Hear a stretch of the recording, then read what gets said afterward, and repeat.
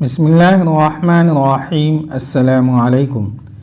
چاروں آدمی چلے گئے اور کھنڈر کے چاروں طرف ایسی جگہوں پر بیٹھ گئے جہاں سے باہر نظر رکھی جا سکتی تھی۔ فیض الفاطمی کے ساتھ ایک ہی آدمی اندر رہ گیا جو مصری فوج کا کماندار تھا۔ اندر فیض الفاطمی اپنی کامیابی پر بہت خوش تھا اور دو لڑکیوں کی موت کا اسے غم بھی تھا۔ اسے رجب کے انجام کا بھی علم نہیں تھا۔ اس نے کہا، رجب کو وہاں سے نکالنا ضروری ہے۔ اس نے علی بن سفیان اور صلاح الدین ایوبی کے قتل کا کچھ انتظام کیا تھا جس کا مجھے علم نہیں کہ کیا تھا۔ اس نے غالباً فدائیوں سے معاملہ طے کیا ہے۔ یہ دونوں قتل اب بہت ضروری ہو گئے ہیں۔ اب ہمیں کوئی نیا منصوبہ بنانا ہے۔ میں دوسرے ساتھیوں سے بات کر کے تمہیں کل بتاؤں گا۔ ابھی آرام کرو، مجھے واپس جانا ہے۔ صلاح الدین ایوبی کو آپ پر اعتماد ہے؟ لڑکی نے پوچھا۔ اتنا زیادہ کہ اپنی ذاتی باتوں میں بھی مجھ سے مشورہ لیتا ہے، فیض الفاطمی نے جواب دیا۔ مجھے پتہ چلا ہے کہ اعلیٰ حکام میں صلاح الدین ایوبی کے وفاداروں کی تعداد بہت زیادہ ہے، لڑکی نے کہا، اور فوج بھی اس کی وفادار ہے۔ یہ صحیح ہے۔ کماندار جو وہاں موجود تھا بولا، اس کا سراغ رسانی کا محکمہ بہت ہوشیار ہے۔ جہاں کوئی سر اٹھاتا ہے اس کی نشاندہی ہو جاتی ہے۔ اعلیٰ حکام میں دو اور ہیں جو صلاح الدین ایوبی کے خلاف کام کر رہے ہیں۔ ان کا نام آپ کو محترم فیض الفاطمی بتا سکیں گے۔ فیض الفاطمی نے دونوں نام بتا دیے اور مسکرا کر لڑکی سے کہا، تمہیں اعلیٰ سطح پر ہی کام کرنا ہے۔ صرف دو حکام کے درمیان چپقلش پیدا کرنی ہے اور دو کو زہر دینا ہے جو تم آسانی سے دے سکو گی، مگر اب مشکل یہ پیدا ہو گئی ہے کہ تمہیں کسی محفل میں نہیں لے جا سکیں گے۔ تم پردہ نشین مسلمان لڑکی کے بھیس میں کام کرو گی ورنہ پکڑی جاؤ گی۔ ہو سکتا ہے میں تمہیں واپس فلسطین بھیج دوں اور کسی اور لڑکی کو بلا لوں جسے یہاں کوئی پہچان نہ سکے۔ میرا گروہ بہت ظہیر اور سرگرم ہے۔ یہ سالاروں سے نیچے کمانداروں کی سطح کا گروہ ہے۔ یہ چار آدمی جو تمہیں اتنی دلیری سے اٹھا لائے ہیں اسی گروہ کے افراد ہیں۔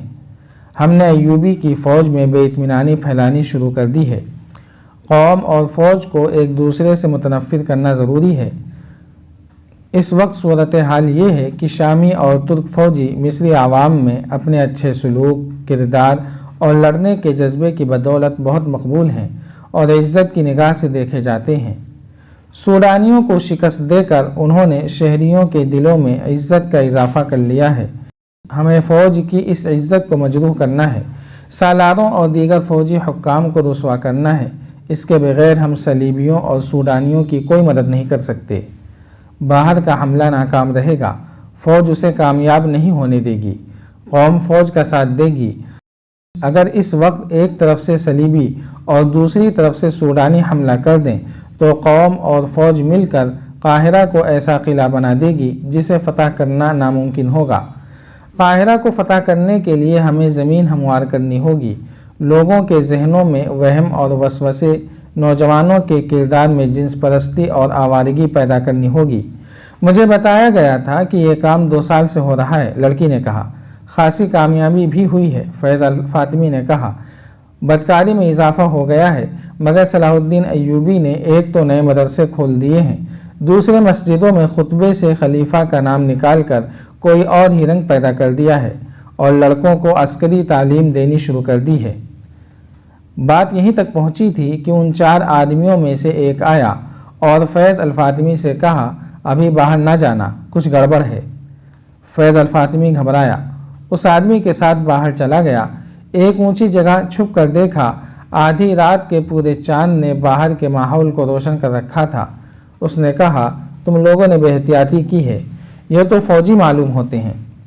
تم چاروں طرف سے دیکھو، میں کدھر سے نکل سکتا ہوں؟ میں دیکھ چکا ہوں، اس آدمی نے جواب دیا۔ یوں نظر آتا ہے جیسے ہم مکمل گھیرے میں ہیں۔ آپ وہیں چلے جائیں، مشعلیں بجھا دیں، وہاں سے نکلنے کی غلطی نہ کریں، وہاں تک کوئی نہیں پہنچ سکے گا۔ فیض الفاطمی کھنڈروں میں غائب ہو گیا اور یہ آدمی جو پہرا دے رہا تھا بلند جگہ سے اتر کر اندر کو جانے کے بجائے دیواروں کے ساتھ ساتھ چھپتا باہر نکل گیا۔ باہر کا یہ عالم تھا کہ 50 کے قریب پیادہ فوجی تھے اور 20-25 گھوڑوں پر سوار تھے۔ انہوں نے سارے کھنڈر کو گھیرے میں لے لیا تھا۔ یہ پہرے دار ان تک گیا اور ایک فوجی سے پوچھا، علی بن سفیان کہاں ہیں؟ اسے بتایا گیا تو وہ دوڑتا ہوا گیا۔ اس دستے کی کمان علی خود کر رہا تھا، اس کے ساتھ احمد کمال تھا۔ پہرے دار نے انہیں کہا، اندر کوئی ایسا خطرہ نہیں، آپ کے ساتھ 2 آدمی بھی کافی ہیں، میرے ساتھ آئے۔ یہ پہرے دار ان 4 آدمیوں میں سے تھا جنہوں نے لڑکی کو اغوا کیا تھا۔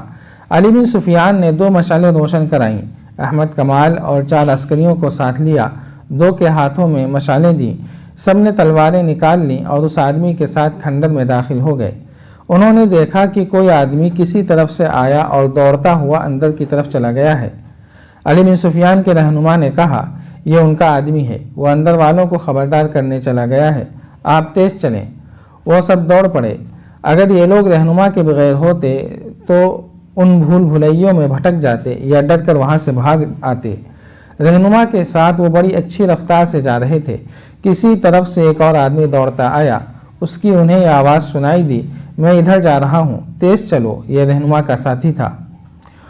وہ اس چٹانی کمرے میں پہنچ گئے جس سے سیڑھیاں نیچے اترتی تھیں۔ نیچے سے انہیں آوازیں سنائی دیں، ہمارے ساتھ دھوکہ ہوا ہے، یہ دونوں ان کے آدمی ہیں۔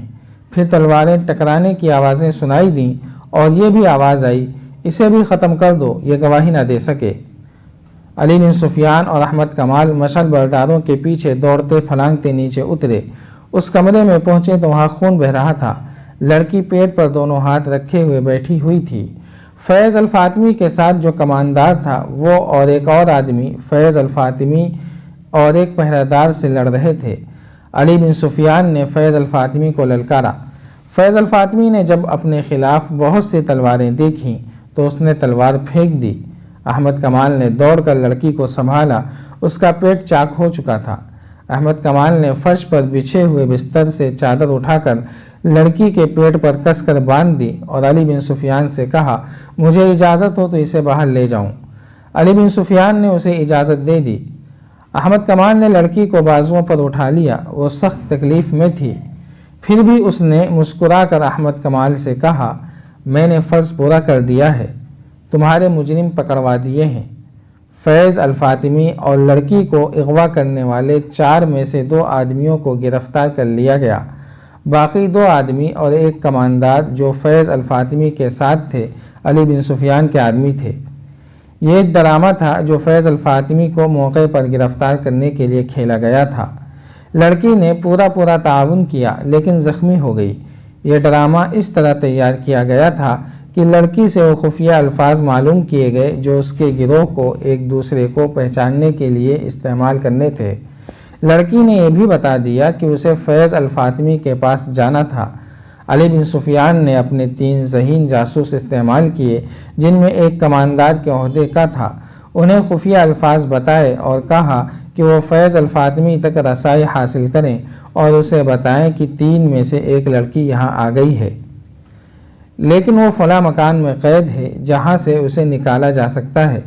انہیں یہ بھی بتایا گیا کہ وہ فیض الفاطمی کو رجب کا جھوٹا پیغام دیں کہ اس لڑکی کو بچاؤ اور اپنی کارروائیاں تیز کر دو۔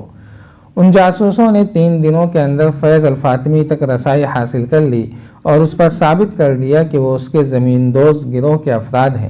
فیض الفاطمی کو یہ خطرہ بھی تھا کہ لڑکی چونکہ قید میں ہے اس لیے اذیت کے زیر اثر بتا دے گی کہ وہ بھی اس کے ساتھ ہے۔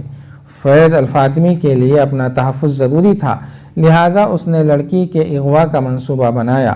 اس میں اس نے کماندار کو اپنے ساتھ رکھا، 2 آدمی علی بن سفیان کے بھیجے ہوئے اور 2 اپنے ملا کر ان کے سپرد یہ کام دیا کہ وہ لڑکی کو اٹھا لائیں گے اور کھنڈر میں پہنچا دیں۔ اس کھنڈر کو انہوں نے کچھ عرصے سے اپنے خفیہ اڈہ بنا رکھا تھا۔ منصوبہ بن گیا تو علی بن سفیان تک پہنچ گیا۔ 5-6 دنوں میں احمد کمال اور لڑکی کو بتایا گیا کہ وہ برآمدے میں سوئیں گے اور رات کے وقت لڑکی اغوا ہوگی جس کے خلاف وہ مزاحمت نہیں کریں گے۔ مکان کے باہر ہر وقت ایک سپاہی پہرے پر رہتا تھا۔ اس رات جو آدمی پہرے پر تھا وہ سپاہی نہیں بلکہ علی بن سفیان کے محکمے کا جاسوس تھا۔ جاری ہے۔ اگر آپ کو یہ قسطوار سلسلہ پسند آ رہا ہے تو لائک، شیئر اور کمنٹ کے ذریعے ہماری حوصلہ افزائی کریں۔ جزاک اللہ خیرا۔